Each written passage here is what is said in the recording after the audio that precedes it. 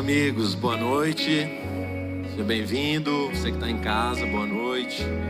Que Deus possa falar com a gente ainda mais nessa noite. Gente, para quem não me conhece, sou o pastor Cris, de Timbó. Eu vim com o meu capanga, né, segurança.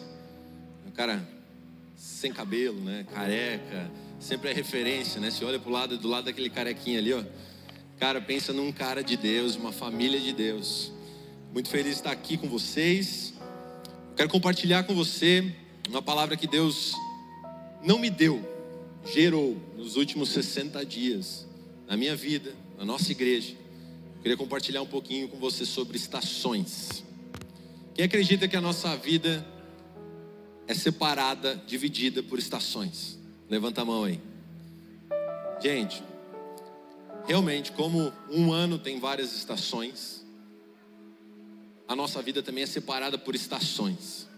Nós temos estações que são de inverno, outras de outono, outras de primavera, outras de verão.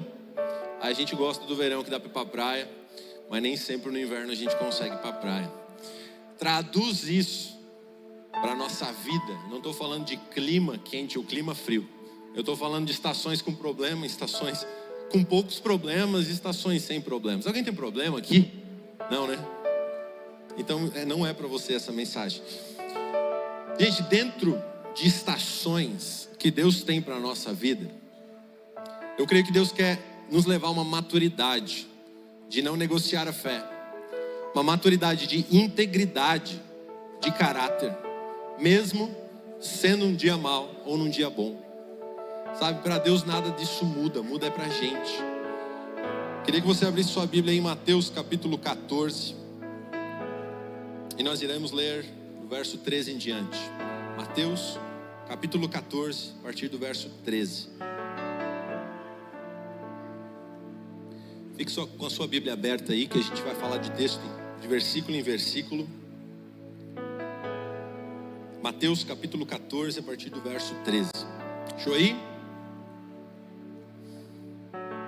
O texto diz assim, vou ler na NVI.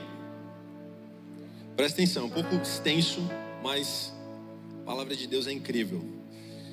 Ouvindo o que havia ocorrido, Jesus retirou-se do barco em particular, para um lugar deserto. As multidões, ao ouvirem falar disso, saíram das cidades e o seguiram a pé. Quando Jesus saiu do barco e viu tão grande multidão, teve compaixão. Guarda isso. Teve compaixão deles e curou os seus doentes. Ao cair da tarde, os discípulos aproximaram-se dele e disseram: este é um lugar deserto, já está ficando tarde. Manda embora a multidão para que possam ir aos povoados comprar comida. Respondeu Jesus: eles não precisam ir. Dê-lhes vocês algo para comer. Eles lhe disseram: tudo que temos aqui são 5 pães e 2 peixes. Traga-nos aqui para mim, disse ele. E ordenou que a multidão se assentasse na grama. Tomando os 5 pães e os 2 peixes, e olhando para o céu, deu graças e partiu os pães. Em seguida, deu-os aos discípulos e estes à multidão. Verso 20. Todos comeram e ficaram satisfeitos. E os discípulos recolheram 12 cestos cheios de pedaços que sobraram. Os que comeram foram cerca de 5.000 homens, sem contar mulheres e crianças. Verso 22. Logo em seguida, Jesus insistiu com seus discípulos para que entrassem no barco e fossem adiante dele para o outro lado, enquanto ele despedia a multidão. Tendo então despedido a multidão, subiu sozinho ao monte para orar. Ao anoitecer, ele estava ali sozinho, mas o barco já estava a considerável distância da terra, fustigado pelas ondas, porque o vento soprava contra ele. Alta madrugada, Jesus dirigiu-se a eles andando sobre o mar. Quando viram andando sobre o mar, ficaram aterrorizados e disseram: é um fantasma. Faz assim, é um fantasma. E gritaram de medo. Verso 27. Mas Jesus imediatamente lhes disse: coragem, sou eu. Ou bom ânimo, sou eu. Não tenham medo. Senhor, disse Pedro, se és tu, manda-me ir ao teu encontro por sobre as águas. Venha, respondeu ele. Então Pedro saiu do barco, andou sobre as águas e foi na direção de Jesus. Mas quando reparou no vento, ficou com medo e começou a afundar. E começando a afundar, gritou: Senhor, salva-me. Imediatamente, Jesus estendeu a mão e o segurou. E disse: Homem de pequena fé, por que você duvidou? Quando entraram no barco, o vento cessou. Então, os que estavam no barco adoraram, dizendo: Verdadeiramente tu és o Filho de Deus. Verso 34. Depois de atravessarem o mar, chegaram a Genezaré. Quando os homens daquele lugar reconheceram Jesus, espalharam a notícia em toda a região e lhe trouxeram os seus doentes. Suplicavam-lhes que apenas pudessem tocar na borda do seu manto, e todos os que nele tocaram foram curados. Até aqui. Meus amigos, aqui Jesus está operando seu ministério full, passeando com os seus discípulos, viagens missionárias intencionais, e Jesus estava construindo então o reino de Deus. Por onde eles passavam, existiam muitos milagres, maravilhas, prodígios, sinais miraculosos. Era um milagre atrás do outro. Esses discípulos realmente tiveram um grande privilégio, como foi ministrado aqui. A gente não teve o privilégio de andar perto de Jesus no seu ministério. E eles tiveram, então eles viram coisas maravilhosas. Mas nessa passagem que nós lemos, olha o verso 13, o primeiro versículo que lemos. O texto começa falando assim: ouvindo o que havia ocorrido. Sabe o que havia acontecido? Jesus acabou de receber uma notícia trágica aqui. João Batista, seu primo, que veio preparar o caminho para o Messias, você sabe disso, um profeta ousado, raça de víboras, lembra dele? Ele era meio reto, tinha sido decapitado. Ele virou motivo de chacota numa festa do rei do Herodes, e ele foi servido como, a cabeça dele foi servida numa bandeja, nessa festa. Uma morte tanto trágica. E Jesus recebe essa informação, e pensa comigo como Jesus descodificou essa informação dentro do coração dele. Meu primo João Batista veio preparar o caminho para eu construir, e agora ele morreu, então o próximo da fila sou eu. É o mínimo que Jesus deve ter pensado. Abalou a alma de Jesus, porque Jesus foi 100% homem e 100% Deus. Jesus tinha sentimentos, Jesus chorou, Jesus se compadecia. Em outras situações a gente vê até esses relatos na Bíblia. Então Jesus recebeu essa notícia, e o que ele fez? Qual que foi a vontade dele no texto? Se retirar, em particular, ter um tempo a sós. Gente, quando nós recebemos uma notícia que não é muito boa, muitas vezes nós precisamos de retirar-nos desse lugar, ir para um lugar isolado, um lugar deserto, como a Bíblia diz, ou Mateus 6,6, entra, fecha a porta do seu quarto e busca o Senhor em secreto, para a gente conseguir restituir a nossa alma, porque as notícias ruins, elas virão. Gente, a gente não está vivendo no mar de rosas. A gente está vivendo num mundo que é cheio de pecado. Inclusive o pecado habita dentro de mim e de você. Então é inevitável que notícias ruins vão acontecer, vão chegar. Então, gente, quando as coisas apertam como apertou aqui para Jesus, nós temos um modelo a seguir: retirar-se, em particular, ir para o secreto. Existe um lugar onde nós encontramos paz para a nossa alma. Existe um endereço, existe uma pessoa chamada Jesus, que nós podemos consultar e rasgar o nosso coração. Verso 13, a parte B fala assim: as multidões ao ouvirem falarem isso, eles começaram a correr desesperadamente pela terra e foram até o lugar que o barco de Jesus atracou. Pensa que Jesus chama os seus discípulos, ele fala: galera, vamos vazar daqui, eu não estou legal com essa informação, e eu preciso ter um tempo a sós, quero subir um monte, ficar num lugar deserto. Então vamos lá. Quando eles dão uma voltinha pelo mar da Galileia e voltam, a hora que ele sai do barco, ele pisa fora, ele só vê uma multidão de 5.000 pessoas, 5.000 homens, mais mulheres e crianças. Se todo homem lá fosse o lá dentinho, a gente teria 20.000 pessoas, né? Contando todos os filhos. Então, a gente está falando de no mínimo 10.000 pessoas, no mínimo. E olha que interessante, existe essa palavrinha aqui no texto: teve compaixão. Amigos, quando Jesus saiu do barco e viu tão grande multidão, ele teve compaixão deles e curou os seus doentes. Gente, ninguém respeitou o luto de Jesus. Ninguém respeitou. Ninguém se preocupou com a dor de Jesus. E pasmem, nem ele mesmo. Ele podia ter olhado para a multidão e ter falado assim: galera, fiquem aí, discípulos, vamos para o outro lado, não estou bem, não estou legal. Gente, Jesus não fez isso. Por compaixão, ele curou os doentes que estavam lá. E não eram poucos, dentro de 10 mil pessoas tem muito doente, não tem? Mas ele curou aqueles doentes.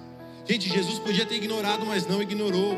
Jesus queria ter um tempo em particular para restaurar a sua alma com o próprio Deus, mas ele teve compaixão dos doentes. Na verdade, Jesus foi movido por compaixão e ele deixou as suas próprias dores, os seus próprios problemas, os seus próprios sentimentos para tirar a dor dos outros. Movido por compaixão, ele não olhou somente para si, ele operou milagres, mesmo em meio a uma notícia ruim. Gente, precisamos ser movidos pela compaixão. Sabe por quê? Porque se a gente começar a se preocupar mais com o outro, ao invés de se preocuparmos com nós mesmos, nós tiramos o nosso umbigo do centro e nós colocamos o próximo acima de nós. E esse é um estilo de vida que Jesus está propondo nesse texto para a gente viver. Se mover por compaixão. Meu amigo, não espere tudo estar bem para executar o seu ministério. Não espere estar tudo bem para você discipular alguém. Não espere você estar 100% na sua saúde para você botar a mão sobre um doente e ele ser curado. Não espere isso. Meu amigo, nós somos chamados para nos mover em compaixão, assim como Jesus foi. Aí chegou um determinado momento ali, depois de ele curar muitas pessoas, não temos a informação de quantas são, mas provavelmente muitas. Seus discípulos se preocuparam e falaram: Jesus, vamos despedir esse povo aí, porque esse povo está com fome. O Senhor já pregou, o Senhor já orou, o Senhor já curou, o Senhor já fez tudo. E aí o verso 17 fala assim: que tudo que eles tinham lá eram 5 pães e 2 peixes. Jesus falou: não, vamos lá, vocês podem alimentar esse povo. Eles entraram em desespero, imagino eu, né? Gente, 10 mil pessoas é muita gente para comer. Já pensou a quantidade de comida para alimentar 10 mil pessoas? Cara, 10 mil pessoas é da cidadezinha que eu morei lá, Benedito Novo. Gente, é pequeno, mas 10 mil pessoas é gente pra caramba. Todo mundo com fome de um dia inteiro. Você já pensou? E ele fala: traga-nos aqui. E ele começa a fazer a multiplicação dos pães e dos peixes. O famoso milagre de Jesus. Quem já assistiu Tá Chovendo Hambúrguer? Deve ter sido aí o roteiro desse filme. Eu não sei como foi, mas lá choveu pão e choveu peixe.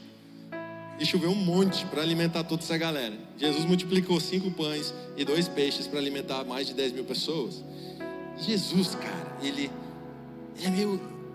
Cara, ele é engraçado. Vamos usar essa palavra. Porque além de alimentar 10 mil pessoas, aproximadamente, ele ainda faz um milagre maior e deixa um cesto cheio para cada discípulo. Irônico, né? Tipo, eu vejo Jesus do The Chosen, assim, dando risada dos seus discípulos. Vocês não acreditaram que a idade chega, né? Então carrega agora mais um cesto cheio de pão e peixe. Pensa que daqui a pouco a gente vai falar sobre esses discípulos no barco. Estavam eles e 12 cestos de comida dentro do barco. Já pensou nisso? Agora a pergunta é: como nós sairíamos desse lugar se fôssemos discípulos de Jesus? Além do cesto cheio nas costas, como é que sairia a nossa fé daquele lugar? Como é que a gente ia sair, sabe, maravilhado, transtornado, cheio de fé? Se coloca naquele lugar. Eu acho que eu ia sair muito feliz daquele lugar. Nossa, imagina você botando a mão dentro de um cesto e não parar de brotar pão e peixe. Cara, já pensou? Você fazer aquela picanha de domingo, você descongela ela, aí você coloca na grelha, e aí liga um amigo seu e fala: eu tô passando aí para almoçar. Daí você vai na geladeira, abre e tem 5 picanhas a mais. Aí liga mais uns amigos assim: cara, eu também tô indo aí. Daí você abre a geladeira, tem mais 10. Quando você vê, tem 30 picanhas na sua casa. Isso é tipo uma multiplicação. Cara, tem umas famílias que precisam de multiplicação. O mercado tá caro pra caramba. Daí tem que multiplicar mesmo, senão não dá pra todo mundo comer em casa. Foi mais ou menos o que aconteceu aqui. Vamos lá. Saindo desse contexto então, de barriga cheia, com um cesto nas costas, vamos para a parte do inverno. Até aqui eu falei do verão.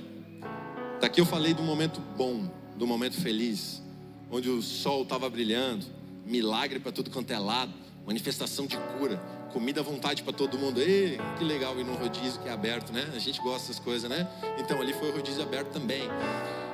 Mas logo em seguida, no verso 22, fala assim que Jesus insistiu com seus discípulos para que eles entrassem no barco. Por fim, Jesus conseguiu um tempo a sós com Deus. Jesus mandou os caras embora, falar: pega o barco de vocês, atravessa aí o mar da Galileia e vai para o outro lado, que eu preciso de um tempo com Deus. Gente, nós precisamos entender que executar ministério não necessariamente não cura a nossa alma. Nós precisamos entender que Jesus operou milagres, maravilhas, multiplicou comida, curou muitas pessoas, mas ele ainda precisava de um tempo com Deus para ser restabelecido. Se Jesus precisou disso, você acha que a gente não precisa?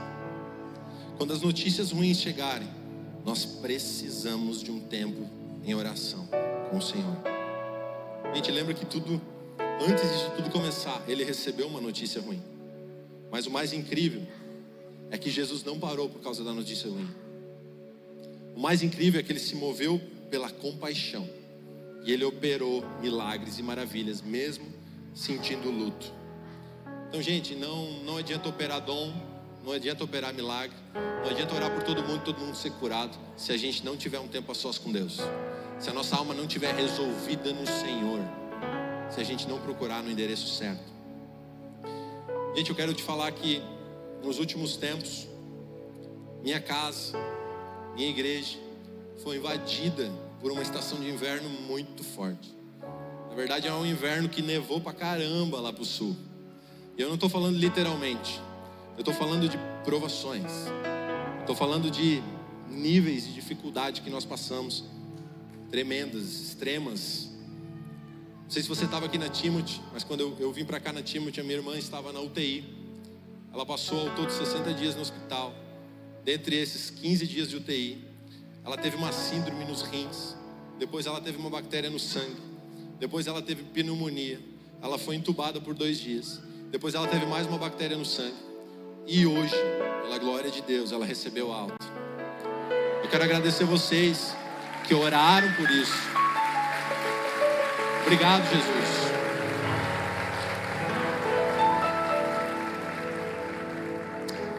Quero agradecer vocês que oraram. Todas as poemas levantaram um clamor pela vida dela e Deus operou a ressurreição na vida da minha irmã. Eu tenho certeza. Mas não bastasse isso, nós temos um pequenino chamado Daniel, de 7 dias. Pegou uma bronquiolite, foi para UTI, entubado por mais 7 dias.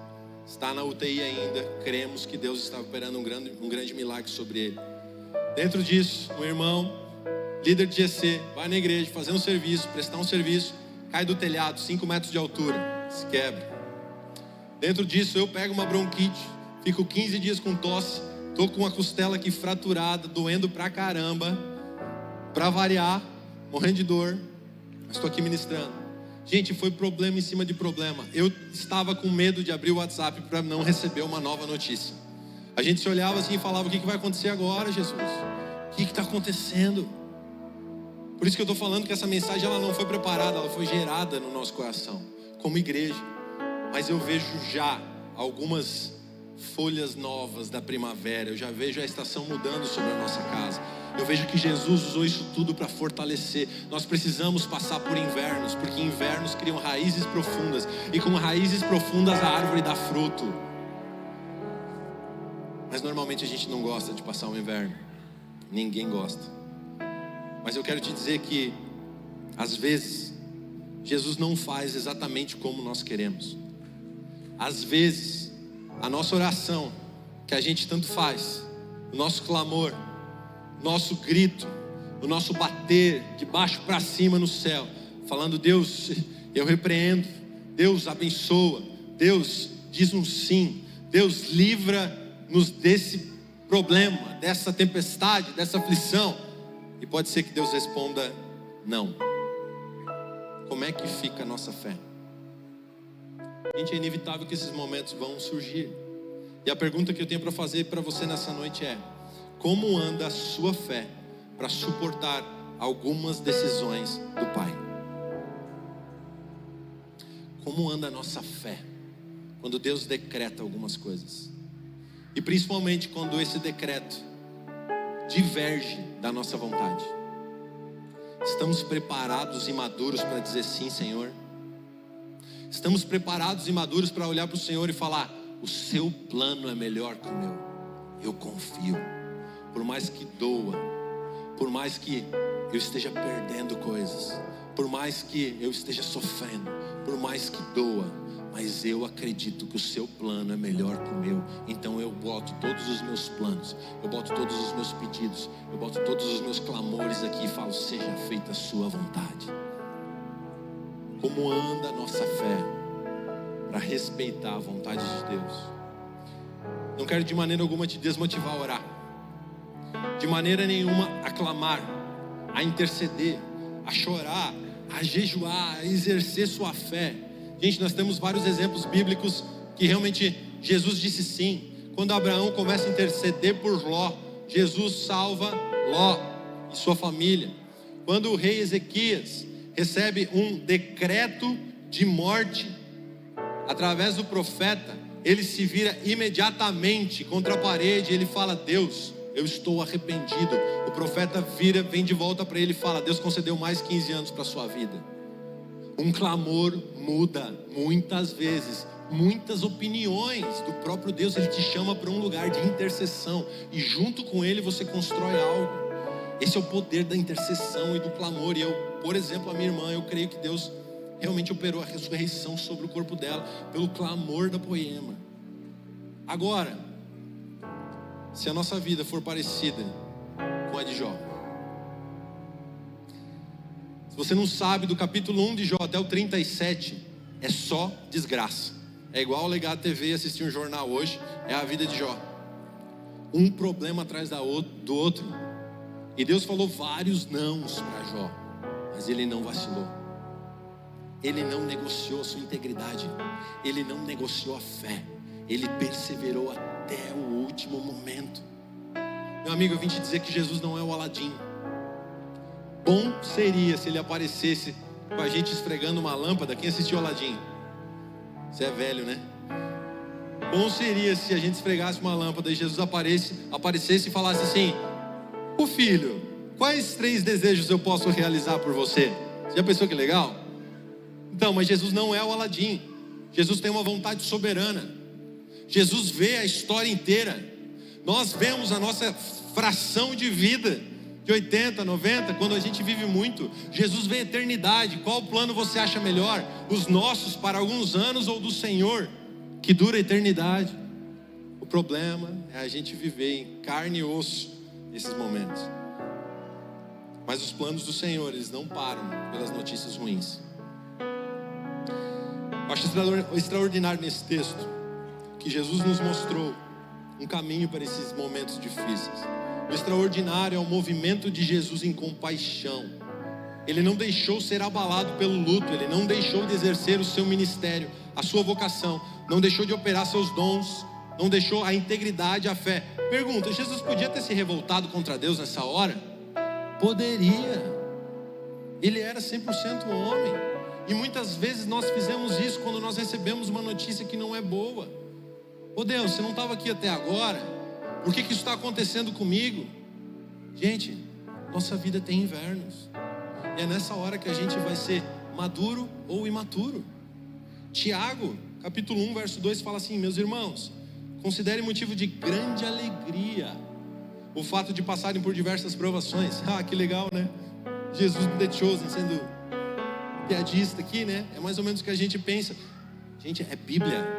Meus irmãos, considerem motivo de grande alegria o fato de passarem por diversas provações, pois vocês sabem que a prova da sua fé produz perseverança, e a perseverança deve ter ação completa, a fim de que vocês sejam maduros e íntegros, sem que falte a vocês coisa alguma. Verso 5: se algum de vocês tem falta de sabedoria, peça a Deus, que a todos dá livremente de boa vontade, e lhe será concedida. Amigos, esse texto está falando de um contexto de provações, que dentro dela, dessas provações, dessas tempestades, dessa estação de inverno, nós devemos perseverar.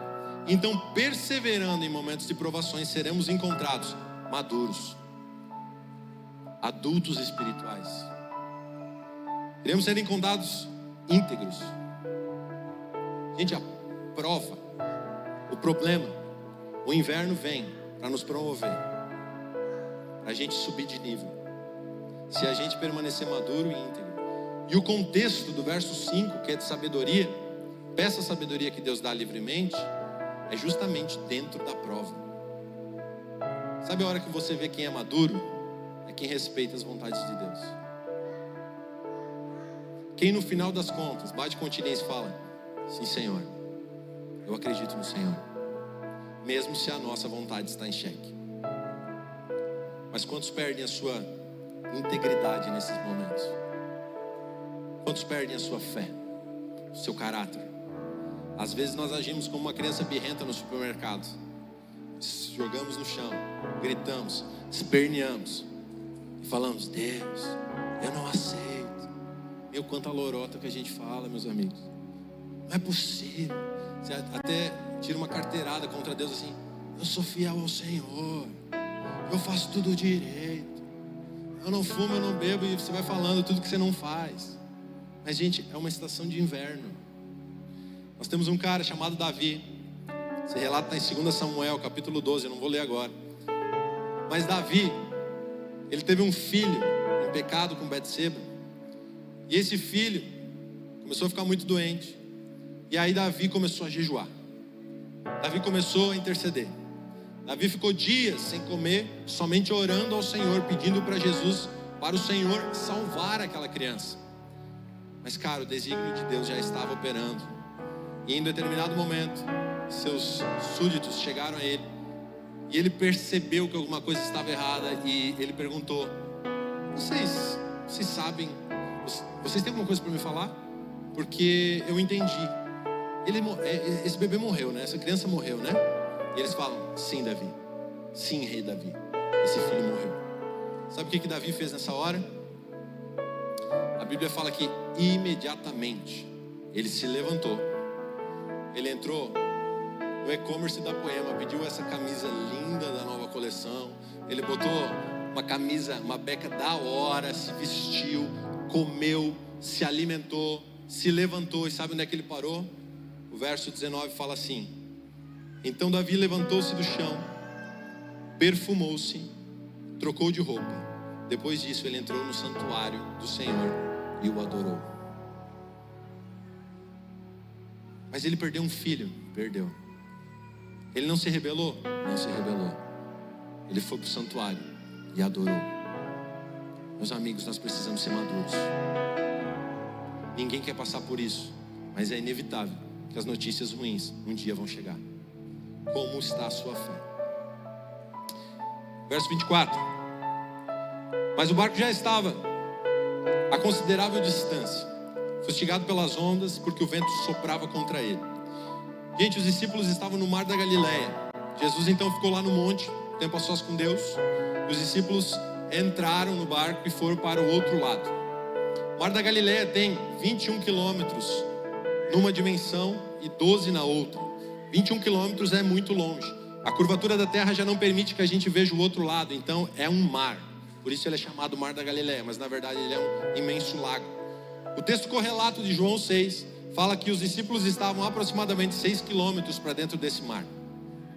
Eles estavam enfrentando uma terrível tempestade. Agora deixa eu te falar, quem que estava no barco? Os discípulos. A maioria deles, o que era a profissão deles antes de ser discípulos de Jesus? Pescador. Pescador e tempestade combina, gente. É o dia a dia de pescador. Eles passam por tempestade. Então a Bíblia é bem enfática em dizer, até aqui, que eles não estavam com medo. O medo surgiu no verso 25. Alta madrugada, Jesus dirigiu-se a eles andando sobre o mar. Quando viram andando sobre o mar, ficaram aterrorizados. É um fantasma, e gritaram de medo. O medo assombrou os discípulos lá no meio. Gente, na boa, vê se você concorda comigo. Jesus poderia simplesmente ter aparecido dentro do barco, né? Por que Jesus vai andando sobre a água no meio de uma tempestade? Não faz sentido, gente, de verdade. Cara, uma tempestade no meio do mar, você não vê 5 metros na sua frente. Imagina aquele fervo, torando ali de água e chuva e relâmpago e raio e onda gigante, barquinho quase afundando. E eles olham um vulto, faz assim, isso é um fantasma, é um fantasma. Cara, o que remete a um fantasma? Terror. Gente, fantasma não existe. Mas eles ficaram aterrorizados, a Bíblia diz.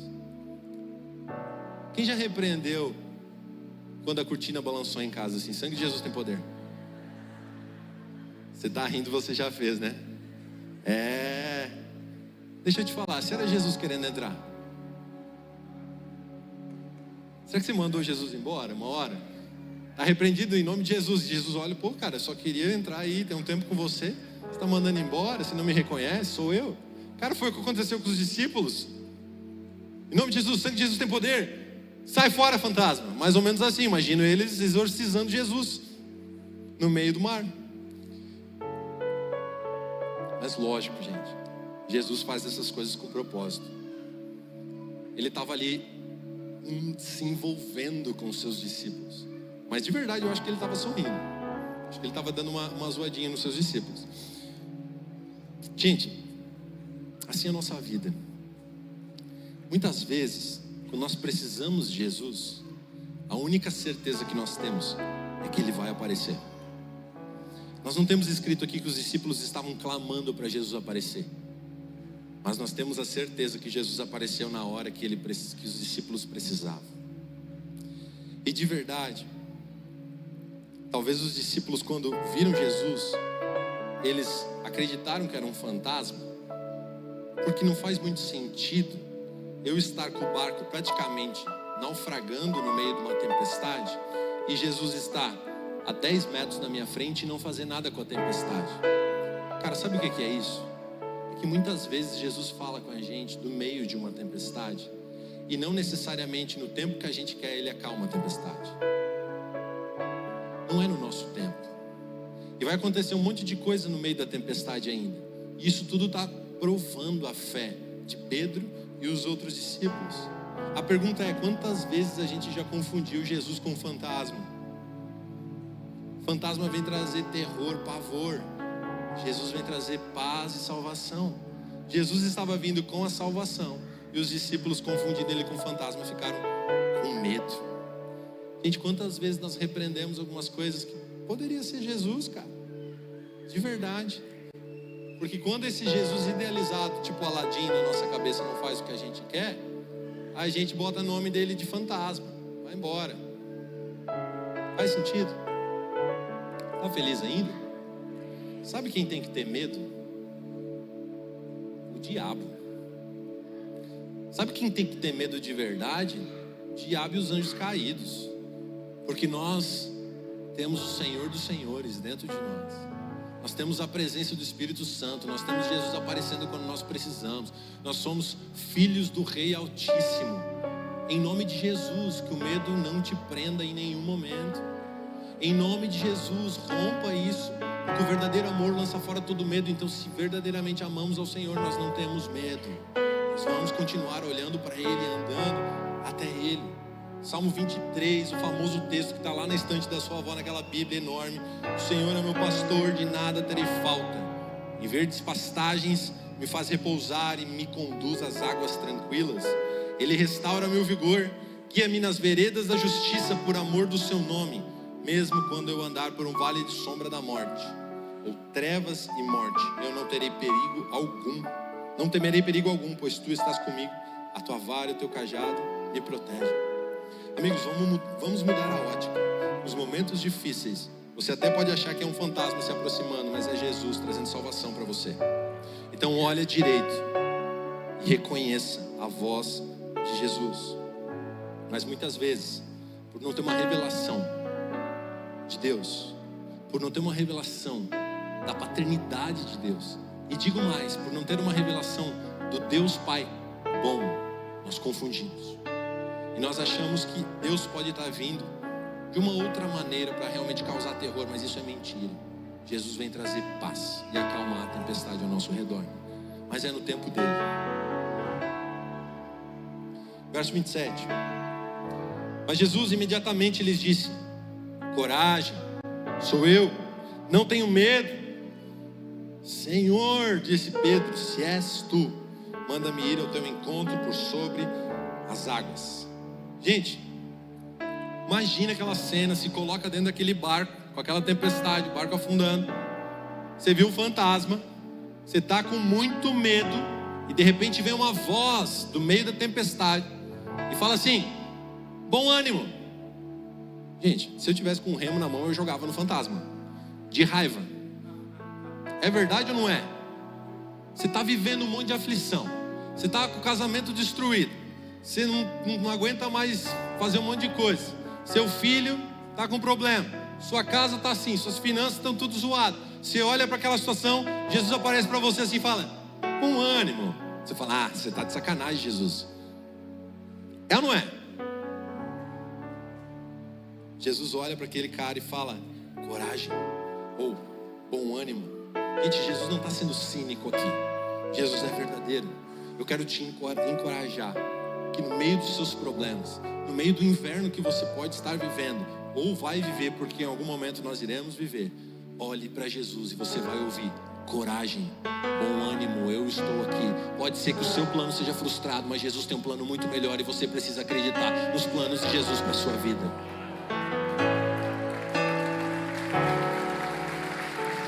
Gente, Jesus não nos deixa só. Nós não temos para onde correr. Nas situações difíceis, você precisa ouvir: coragem, não tenha medo. E quando Jesus se aproxima, ele vem falando isso: bom ânimo, eu estou com você. Olha o verso 28. Senhor, disse Pedro, se és tu. Gente, se és tu, é a dúvida. Pedro ainda não sabia se era Jesus. Ele ainda achava que era um fantasma. E ele fala: ei, se és tu, mande eu ir até aí.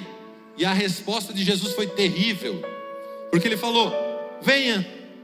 Ah, quem tem coragem aqui, no meio da tempestade, de sair do barco e pisar na água, ouvindo uma voz do outro lado? Ninguém, gente. Pedro foi o cara mais cheio de fé da história com esse texto. Pelo amor de Deus. Sabe qual que foi o convite de Jesus para Pedro aqui? Estava tudo confortável.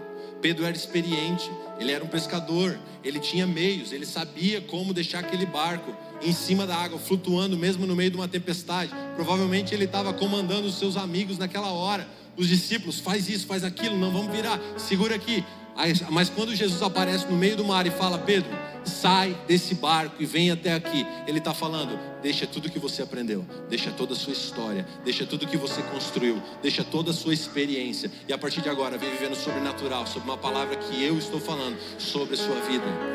Quando Jesus nos chama para viver o sobrenatural, ele pede para nós abandonarmos tudo que já construímos. Ele pede para deixar os nossos saberes, os nossos achismos. Ele pede para deixar toda a nossa experiência, para a gente poder viver o novo de Deus. E Pedro caminha então sobre uma palavra de Jesus, fora da sua experiência. O pescador nunca andou sobre as águas não, meu amigo. Só nessa hora aqui. Então a resposta foi terrível. Pedro, venha. Jesus já te chamou para deixar tudo? Jesus já te colocou em situações de vulnerabilidade, onde toda a sua experiência não vale nada, onde todo o seu dinheiro não vale nada, onde tudo que você já aprendeu não vale nada. Gente, essa é a hora da gente fazer assim. Não vou cair, tá, gente? Eu quebro outra costela que eu estou quebrada aqui.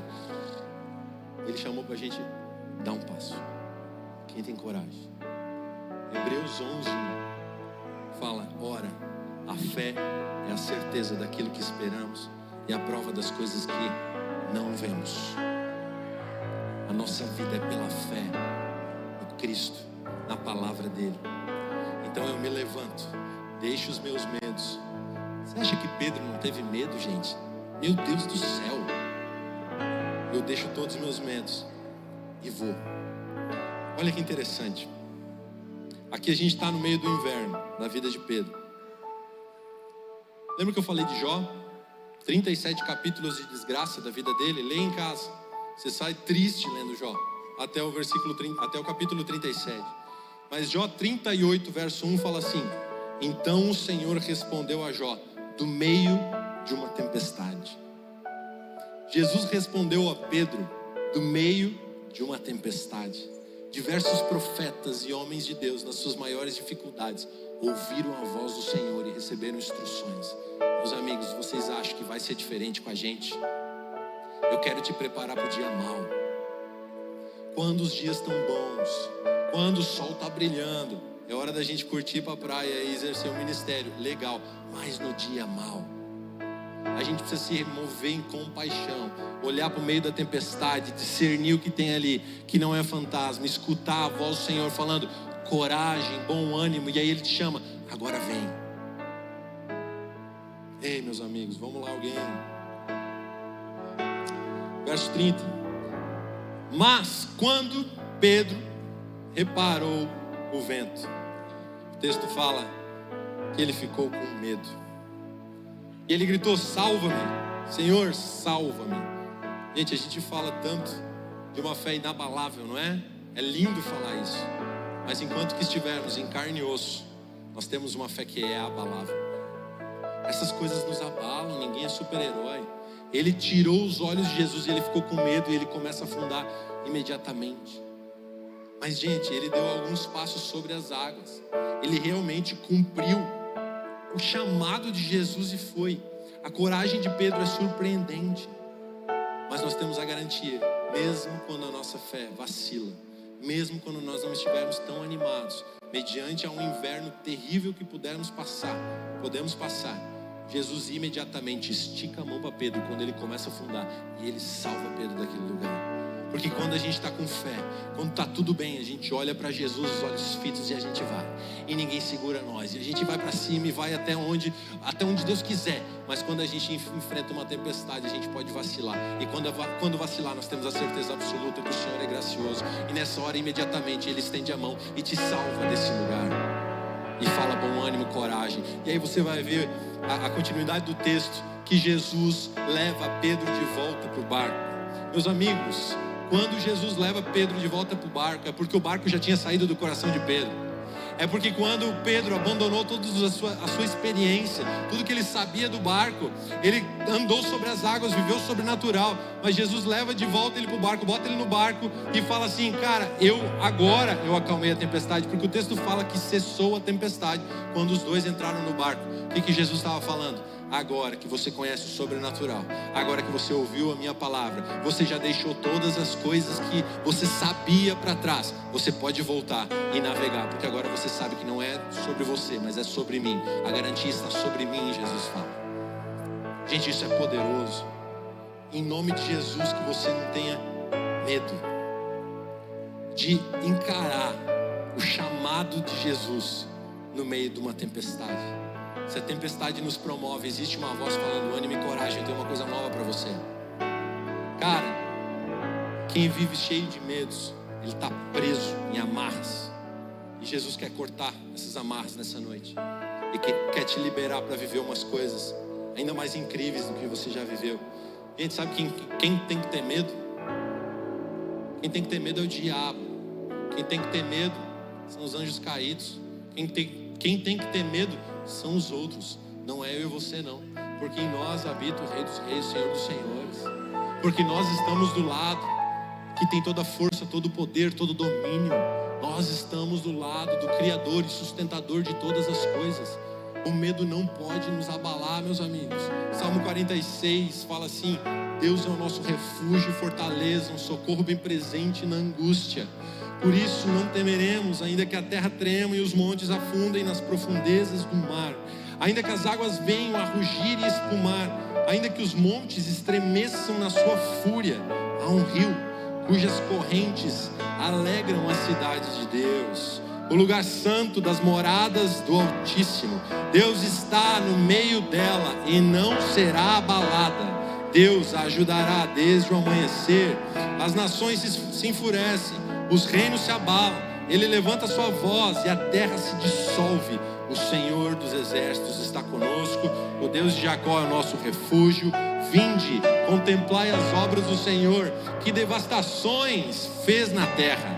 Ele acaba com as guerras até os confins do mundo, quebra o arco e despedaça a lança, destrói os carros com fogo. Aquietai-vos e sabeis que eu sou Deus. Sou exaltado entre as nações, sou exaltado na terra. O Senhor dos exércitos está conosco. O Deus de Jacó é nosso refúgio. Amigos, ânimo, coragem. Se você estiver vivendo uma vida com problemas, ânimo, coragem. O plano perfeito de Deus está sendo executado sobre as nossas vidas. Verso 30. Quando reparou o vento, ele ficou com medo e começando a afundar. Ele gritou: salva-me. Imediatamente, Jesus estendeu a mão. Isso aqui é para quem vacilou no meio do processo. Aqui é a graça sobre graça de Jesus. Gente, de verdade, de vez em quando a gente dá uma reclamadinha. É ou não é? Deus, por que comigo? Por que tem que ser lá em casa? Faz na casa daquele irmão que não vem pro culto, não vai pro GC, mas não lá em casa. Não é assim? Você não ora isso? Desculpa, gente. Brincadeira, eu não oro assim também. Mas nós temos a certeza da intervenção de Jesus. Então, muda a estação, mais uma vez. Começamos com um lindo verão, passamos no inverno, provas terríveis. O verso 34 fala assim: depois de atravessarem o mar, chegaram a Genezaré. Quando os homens daquele lugar reconheceram Jesus, espalharam a notícia em toda aquela região, eles trouxeram seus doentes. Suplicavam-lhes que apenas pudessem tocar na borda do seu manto, e todos os que nele tocaram foram curados. Gente, a tradução de palavra Genezaré é uma harpa. Que música estava tocando no meio da tempestade? Você consegue perceber que quando a estação muda, o som muda, o ambiente muda, o verde muda? Quando a gente começa a ver uma outra estação, tudo começa a mudar. Cara, Jesus no meio de um luto, fez milagres, curou muita gente, multiplicou os pães, ensinou seus discípulos a terem fé. Saiu de lá, foi para o meio do mar, apareceu andando sobre as águas no meio de uma tempestade. Coloca uma injeção de fé no coração de Pedro e no coração de todos aqueles discípulos. Ele continua o seu ministério e ensina os seus discípulos a viver dessa maneira. E aí de repente, quando a tempestade acalma e eles atravessam o mar, de novo milagres externos começam a aparecer. De novo o milagre começa a curar. A operação dos dons começa a aparecer e as pessoas são curadas. É numa estação onde a gente impõe mãos e tudo que a gente transfere sobre alguém funciona. Tudo que a gente ora, realmente Deus corresponde àquela oração e aquela pessoa é curada. E realmente, cara, tudo funciona e é um verão, é uma primavera nova. Mas em um determinado momento, parece que nada mais disso funciona e Deus está tratando a nossa fé. Se o louvor quiser vir aí. Onde eu quero chegar, eu termino com isso. Nós vivemos por estações aqui. Dentro da nossa missão, como cristão, como reino de Deus, como igreja do Senhor Jesus, nós temos estações de muitos milagres, visíveis a todos, que afetarão a todos, todos receberão do que Deus depositou em nós. Nós temos estações de multiplicação, que, cara, a conta não fecha, e não fecha para mais. Você já viveu uma experiência dessa? Mas nós temos momentos que o sobrenatural invade, e são momentos difíceis. São estações e estações, estações pessoais e internas, estações que nós iremos operar no externo. Gente, tempestade aqui são as aflições da vida. Tempestade aqui são as dificuldades. Mas não se esqueça que Jesus está te chamando através de uma palavra para viver algo novo com Ele. Meus amigos, se talvez o que você esteja fazendo externamente não esteja funcionando, pode ser que você esteja num inverno dentro de você e a sua fé está sendo testada. E se você está operando dons, milagres, maravilhas e o seu ministério está bombando, cara, se prepare, porque daqui a pouco vem o inverno. Gente, isso é um lugar de maturidade. A gente não pode prometer um mar de rosas para ninguém. A Bíblia fala que no mundo teremos aflições, mas a continuidade disso é o quê? Tende bom ânimo. No meio da tempestade, Jesus fala: coragem, bom ânimo. Gente, a nossa vida não vai parar por tempestade nenhuma. A missão que Deus estabeleceu sobre a nossa vida, ela vai ser cumprida na alegria, na pobreza, na tristeza. Quem já casou aqui, levanta a mão. O resto se olha aí, que pode ser o seu parceiro que está aí. Os mesmos votos que você fez no seu casamento, faça com Deus. Na alegria, na tristeza, na doença, eu te amarei, Jesus. Gente, isso é uma fé madura. Se você vacilar, Jesus está lá para te salvar. Como eu te falei no início, essa mensagem é o relato da minha vida e a vida da nossa igreja nos últimos 60 dias. Nós passamos por momentos muito difíceis, mas eu sei que Jesus está gerando uma fé no nosso coração. Eu sei que não é um fantasma que está ali perto, mas é Jesus trazendo salvação. Fique de pé. Eu quero te desafiar a nessa noite entregar todos os bons planos que você tem a Jesus. Eu quero te desafiar a ir para uma mesa com Jesus e falar: Deus, os meus planos são bons. Pode ler aqui, Deus, vê a minha lista de planos. Mas eu quero te inspirar a crer que os planos dele são melhores. E talvez não conhecido com os seus. Você respeita isso? Se possível, Deus, afasta de mim esse cálice, vírgula, porém, contudo, seja feita a sua vontade. Se possível, Deus, tira essa doença de mim, porém, contudo, seja feita a sua vontade. Clamamos, oramos, intercedemos, batemos no céu, de baixo para cima. E se o não vier, Jesus está te promovendo a um lugar de mais fé, de servi-lo em meio à dor, de servi-lo e honrá-lo, mesmo quando ele não executa os seus sonhos, de entregar tudo, inclusive a sua vida, a Ele, porque Ele merece. Cada minuto de vida é uma graça que o Senhor tem sobre a nossa vida, porque não merecíamos estar vivos, muito menos fazer parte da igreja gloriosa de Jesus. Meu amigo, eu tenho pensado muito nisso nesses dias. Que privilégio fazer parte da igreja gloriosa de Jesus nos últimos dias. Meu amigo, esse tem que ser o motor no nosso coração. Esse precisa ser o nosso motor, a nossa motivação. É tudo para o Senhor, a glória é para o Senhor, a minha vida é para o Senhor, seja na tristeza, seja na pobreza, seja na dor, seja no luto, a glória é do Senhor. É tudo para Ele, por Ele, são todas as coisas. Igreja, chegou a hora da gente elevar a opinião de Deus, a glória de Deus sobre a nossa opinião.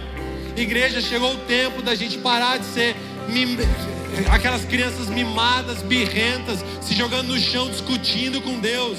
Chegou o tempo da gente olhar para o Senhor e obedecer os seus desígnios, as suas vontades, os seus desejos. Todos os profetas sofreram. Se você lê o Antigo Testamento, você vai se assustar e talvez você vá embora da igreja, porque todos eles foram aterrorizados pelo Senhor, mas nenhum deles negaram a fé, mas nenhum deles vacilaram e falaram: não, eu quero a minha vida de volta. Tem um cara na Bíblia que se chama Demas, que abandonou tudo que ele viveu, porque amou o presente século. Em nome de Jesus, que você ame mais o Senhor do que o presente século. Chegou a hora da igreja de Jesus estar madura, que vence os seus próprios dilemas, projetos e sonhos e joga tudo na mesa e falando: Jesus, é a sua vontade que vale, eu estou rendido. Senhor Jesus, que o Senhor, em nome de Jesus, nessa noite arranque os nossos medos. Pai, em nome de Jesus, esteja passeando nessa casa, e todos aqueles que estão cultuando ao Senhor em casa. Pai, começa a tirar as amarras do medo, começa a cortar as correntes, Jesus, do medo. O medo que nos prendia não vai mais nos prender, porque nós confiamos na palavra do Senhor, porque o Senhor está acima de todas as coisas, e o seu plano é melhor do que qualquer plano que nós temos. Jesus, como uma igreja madura, como Poema, nós rendemos todos os nossos projetos ao Senhor. O Senhor é que sabe, o Senhor é que sabe. Nós queremos te obedecer com tudo que somos e temos. E se o Senhor não cumprir a nossa vontade, não interessa, desde que a sua vontade seja executada nas nossas vidas. Em nome de Jesus, Pai, prepara uma igreja madura para esses últimos dias. Os escândalos estão aparecendo, Deus. As coisas terríveis já estão aparecendo. Os dias maus estão vindo cada dia com mais força sobre nós. Mas nós vamos perseverar em nome de Jesus. Não vai existir tempestade que vai fazer a gente parar. A igreja não vai parar por nenhum problema. A igreja não vai parar por nenhuma dificuldade. A igreja não vai parar por nenhuma doença. Jesus, a igreja não vai parar por dores no nosso corpo ou na nossa alma, Jesus. Em nome de Jesus, Pai, derrama fé sobre a nossa igreja. Derrama ousadia, derrama coragem, Deus, sobre cada um de nós. Nos tira desse lugar de medo, nos tira desse lugar de mimimi, nos tira desse lugar de coitadinhos, Pai. E fala, nos chama para viver, Pai, sobre uma palavra. Em nome de Jesus, que aqueles que têm medo de deixar o barco nessa noite, Pai, percam o seu medo, porque o verdadeiro amor lança fora todo medo. Que haja uma revelação profunda da paternidade do bom Pai em cada coração aqui, em nome de Jesus.